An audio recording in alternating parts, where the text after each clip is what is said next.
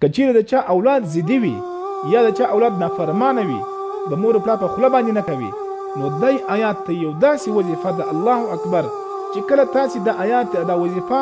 په داسې طریقه باندې وکړئ چې دا زه یې درته وایم انشاءالله العزیز الله رب العزت به د دې په برکت سره به ستاسو د اولاد هغه ضد ختم کړي او فرمانبردار به سي هغه نافرماني به یې ختم سي.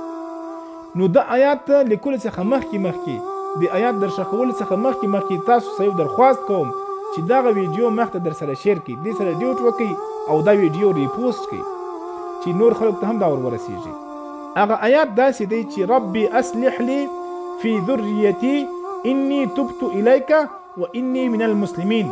دا په سورة الاحقاف کې دا آیات دی په سورة الاحقاف کې دا آیات دی. د دې طریقه څه ده زه به تاسو ته اوس طریقه هم وښیم چې کله ستاسو یو ماشوم نافرماني کوي ضد کوي نو داسې وکړئ چې د دې ماشوم د سر ویښتان په دې ګوتو کې ونیسئ او دا آیات مبارک 11 ځلې ووایاست 11 وارې دا آیات مبارک ووایاست ربي اصلح لي في ذريتي اني تبت اليك واني من المسلمين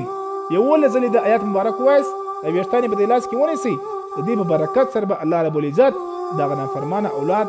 پر لاره کې او دغسې به د دې ضد به ختم سي د دې ریزلټ به تاسو په خپل ژوند کې ووینئ انشاءالله العزیز. نو دا ویډیو د ثواب په خاطر باندې مخته در سره شیر کړئ.